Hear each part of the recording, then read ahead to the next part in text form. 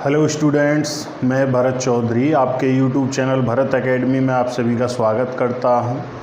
आज हम लोग अर्थमेटिक का मैथ का एक टॉपिक पढ़ेंगे, अनुपात व समानुपात, रेशो एंड प्रपोर्शन। देखो, रेशो वाले जो क्वेश्चन हैं वो बहुत सारे टॉपिकों में मिक्स होते हैं।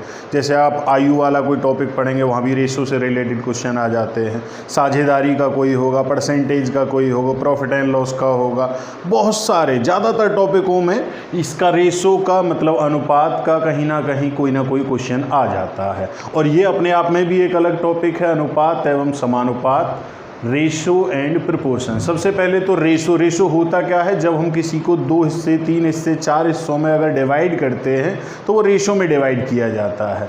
अब यहाँ पर ये तो अनुपात हो गया। समानुपात क्या होता है, जब 2 तरह की अलग अलग वस्तुएं हैं और उनमें अनुपात अगर बराबर हो जाए। जैसे अगर हमारे पास 2 बाल्टियाँ हैं, दोनों में दूध और पानी का मिक्सचर है और दोनों में दूध और पानी का रेशो जो है, जो अनुपात है, अगर बराबर है, समान है, तो वो दोनों आपस में एक दूसरे के समानुपाती होंगी। तो वो चीज़ें बताऊंगा अभी मैं टॉपिक पर। तो टॉपिक स्टार्ट करते हैं। देखो यहाँ पर क्या होगा, सिंपल से क्वेश्चन, जैसे कि अगर मैं बोलता हूँ A/B equal to 2/3, B/C equal to 4/7, और यहाँ पर पूछ लिया उसने A/B/C, ये पूछ लिया।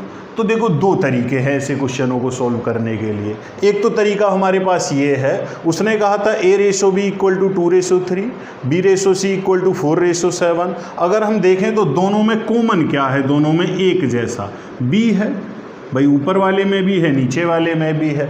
अगर हम यहाँ पर रेशो देखें तो B की वैल्यू यहाँ पर 3 है और यहाँ पर 4 है। जब दोनों जगह B लिखा है तो दोनों जगह B की वैल्यू कैसी होनी चाहिए, एक जैसी होनी चाहिए। तो एक तो ये तरीका है कि इसे एक जैसा कर लो। एक जैसा करने के लिए क्या करना है, अगर हम इसमें 4 की मल्टीप्लाई कर लें और इसमें 3 की मल्टीप्लाई कर लें तो दोनों जगह बराबर हो जाएगा।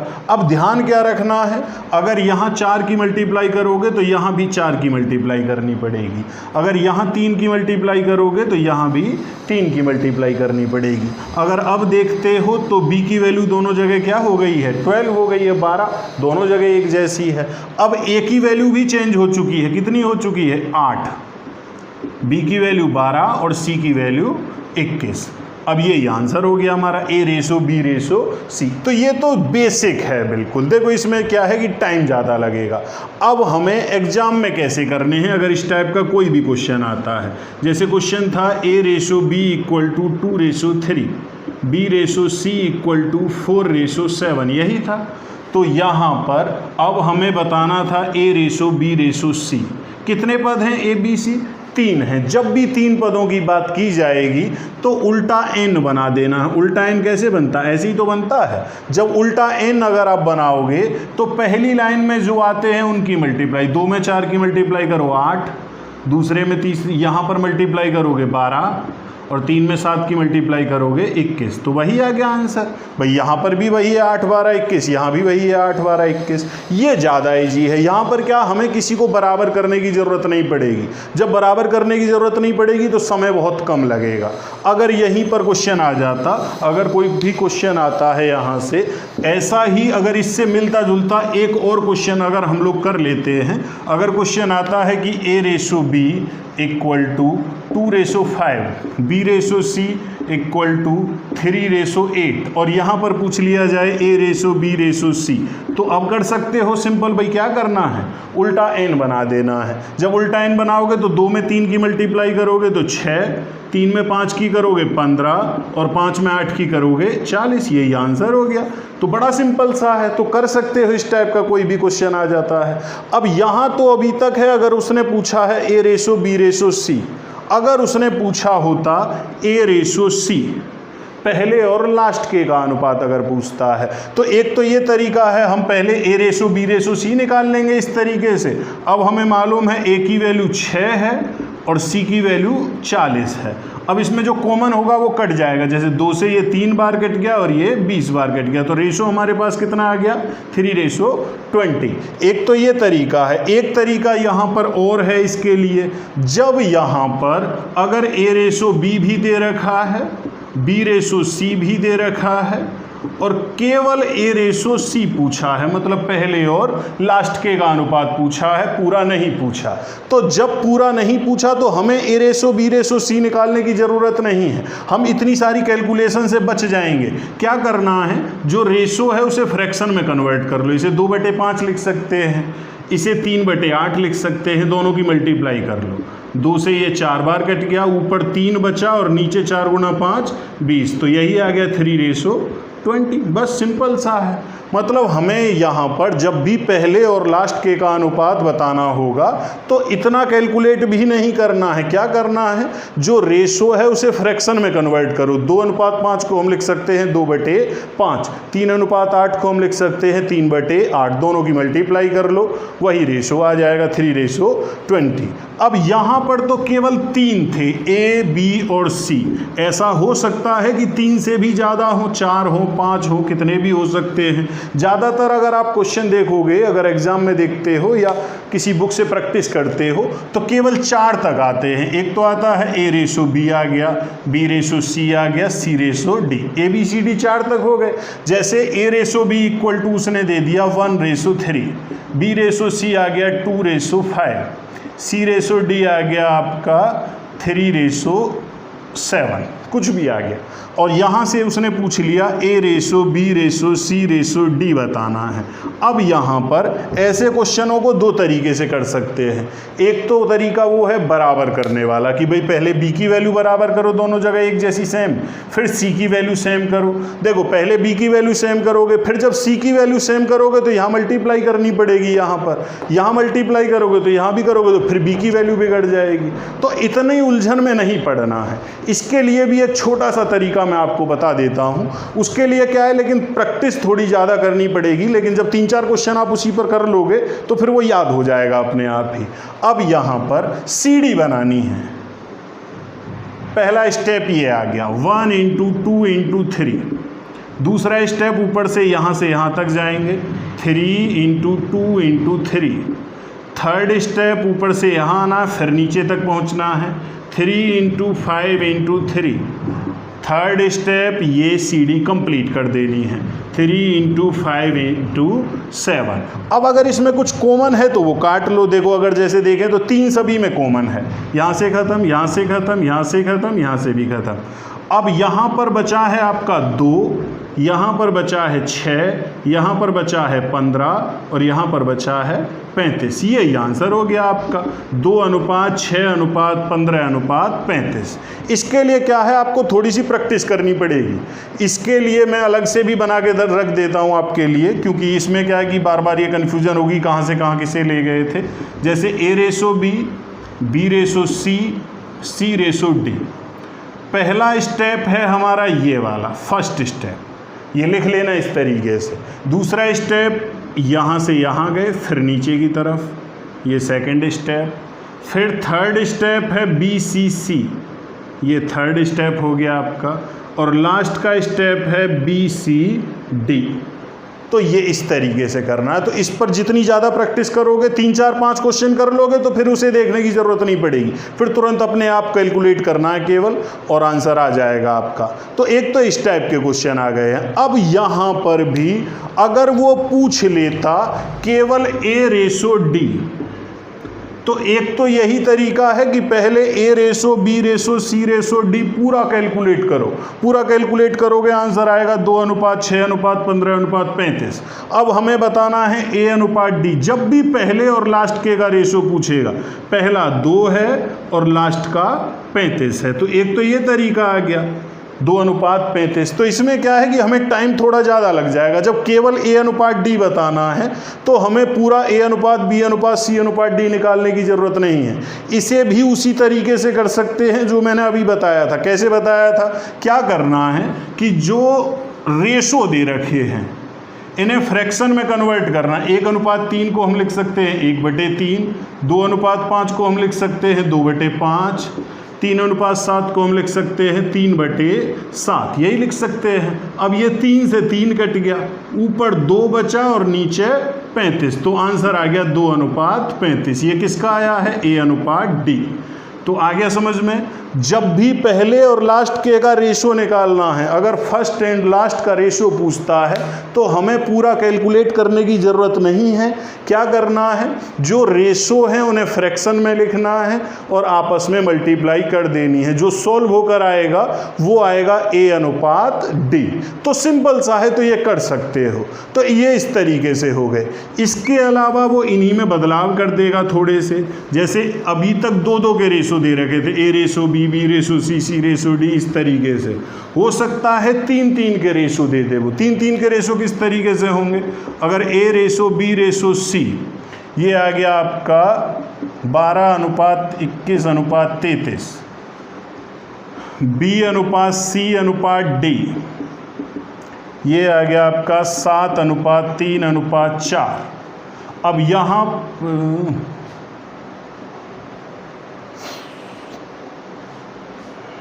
7:11:4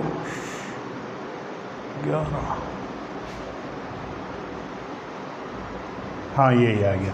अब यहाँ पर अगर वो पूछता है A ratio B ratio C ratio D, तो देखो क्या करना है। जब 2 कॉमन होंगे, अब यहाँ पर 2 कॉमन है, अब 2 कॉमन है तो इन दोनों की वैल्यू एक जैसी कर लेनी। अब यहाँ n वगैरह या कोई CD वगैरह नहीं बना सकते जब 2 कॉमन होंगे। अब यहाँ 7 अनुपात 11 है, यहाँ 21 अनुपात 33 है, 3 गुना है, तो इसमें भी 3 की मल्टीप्लाई, इसमें भी 3 की, तो यहाँ भी 3 की मल्टीप्लाई करनी पड़ेगी आपको। अब आ गया आपका 12 अनुपात 21 अनुपात 33 अनुपात 44 नहीं 12। अब यहाँ पर देखो इनमें कुछ कॉमन भी है, इन सभी में क्या कॉमन है, 3 कॉमन है। 3 से इसे 4 बार काट सकते हैं, 7 बार काट सकते हैं, 11 बार काट सकते हैं, 4 बार काट सकते हैं, यही आंसर हो गया। तो जहाँ तक कट सकता है उसे काट देना। तो अगर 2 से ज़्यादा हो जाता है, मेरा समझाने का मतलब ये है कि A अनुपात B की जगह A अनुपात B अनुपात C दे रखा है, B अनुपात C अनुपात D दे रखा है, तो अगर 2 से ज़्यादा दे रखे हैं तो क्या करना है हमें, जो 2 कॉमन हैं उन दोनों की वैल्यू एक जैसी कर लेनी है।